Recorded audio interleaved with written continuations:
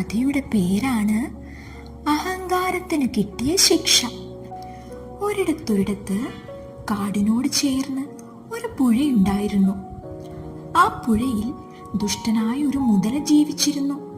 മറ്റൊരു ജീവിയെയും ആ പുഴയിൽ ഇറങ്ങുവാനോ വെള്ളം കുടിക്കുവാനോ മുതല അനുവദിച്ചില്ല.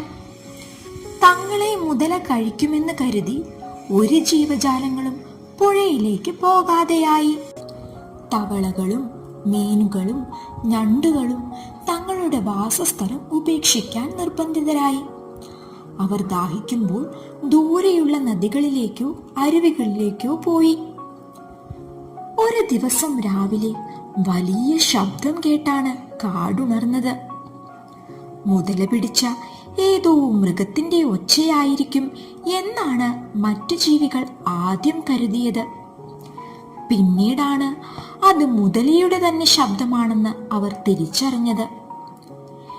ഇത് കണ്ട ഒരു മാൻ ചോദിച്ചു, അവൻ എന്തു പറ്റി? എനിക്കറിയില്ല, അണ്ണാൻ പറഞ്ഞു.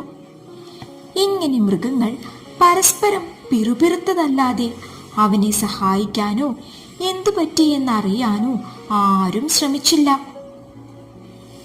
ആ സമയത്തായിരുന്നു ചുണ്ടലിയുടെ വരവ്. അവൻ ഭയം കൂടാതെ മുതലയുടെ അടുത്തേക്ക് പോയി. ചുറ്റും നിന്നവരെല്ലാം അന്താളിച്ചു.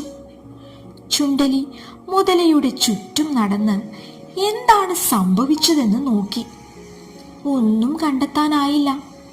അവസാനം മുതലയോട് തന്നെ കാരണം അന്വേഷിച്ചു. മുതല തന്റെ വീർത്ത താടി കാട്ടിക്കൊടുത്തു. ചുണ്ടലി വാ തുറന്നു നോക്കി. മുതലയുടെ ഒരു പല്ല് കേടായതായിരുന്നു. എലി ആ പല്ലിളക്കാൻ അവനെ സഹായിച്ചു. പല്ലിളക്കിയതും മുതലയുടെ കരച്ചിൽ നിന്നു.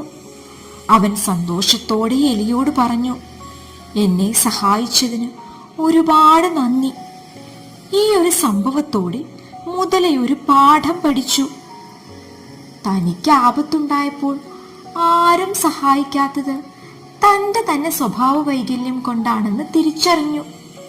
മാത്രമല്ല, പുഴയിലിറങ്ങാൻ മറ്റു ജീവികളെ അനുവദിക്കുകയും ചെയ്തു.